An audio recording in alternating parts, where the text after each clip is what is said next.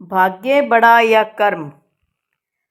भाग्य और कर्म के बारे में कई बार हम डिस्कस करते हैं तो हमें ये लगता है कि हमारा जो भाग्य है, हमारा जो लक है वो बड़ा होना चाहिए, कर्मों का कोई महत्व नहीं है। कई लोग ये कहते हैं कि कर्म बड़े होने चाहिए, कर्म से भाग्य को बदला जा सकता है। तो चलो इसी चीज़ को समझते हैं आज की एक छोटी सी कहानी से। भाग्य और कर्म को अच्छे से समझने के लिए पुराणों में एक कहानी का उल्लेख मिलता है। एक बार देवर्षि नारद जी बैकुंठ धाम गए। वहां उन्होंने भगवान विष्णु का नमन किया। नारद जी ने श्री हरि से कहा, प्रभु, पृथ्वी पर अब आपका प्रभाव कम हो रहा है। धर्म पर चलने वालों को कोई अच्छा फल नहीं मिल रहा, जो पाप कर रहे हैं उनका भला हो रहा है। तब श्री हरि ने कहा, ऐसा नहीं है देवर्षि, जो भी हो रहा है सब नियति के जरिए हो रहा है। नारद जी बोले, मैं तो देखकर आ रहा हूँ, पापियों को अच्छा फल मिल रहा है और भला करने वाले, धर्म के रास्ते पर चलने वाले लोगों को बुरा फल मिल रहा है। भगवान ने कहा, कोई ऐसी घटना बताओ। नारद जी ने कहा, अभी मैं एक जंगल से आ रहा हूँ।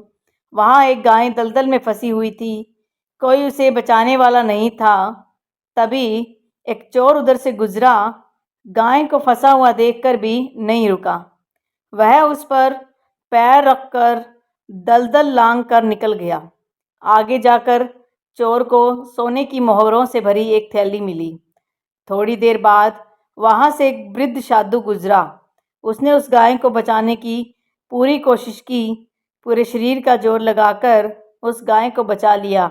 लेकिन प्रभु, मैंने देखा कि गाय को दलदल से निकालने के बाद वह साधु आगे गया तो एक गड्ढे में गिर गया। प्रभु, बताइए यह कौन सा न्याय है। नारद जी की बात सुन लेने के बाद भगवान बोले, यह सही ही हुआ।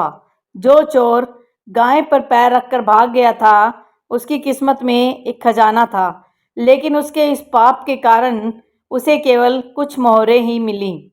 वहीं उस साधु को गड्ढे में इसलिए गिरना पड़ा क्योंकि उसके भाग्य में मृत्यु लिखी थी, लेकिन गाय को बचाने के कारण उसके पुण्य बढ़ गए। उसकी मृत्यु एक छोटी सी चोट में बदल गई।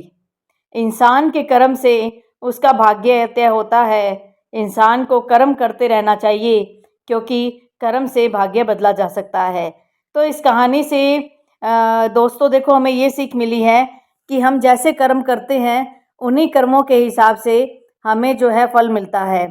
कुछ लोगों को वह फल तुरंत मिल जाता है और कुछ लोगों को काफ़ी समय के बाद मिलता है। इसलिए जीवन में हमें हमेशा कर्म करते ही रहना चाहिए। कर्म से विमुख होकर हम कभी भाग्य के उज्जवल होने की इच्छा नहीं कर सकते हैं।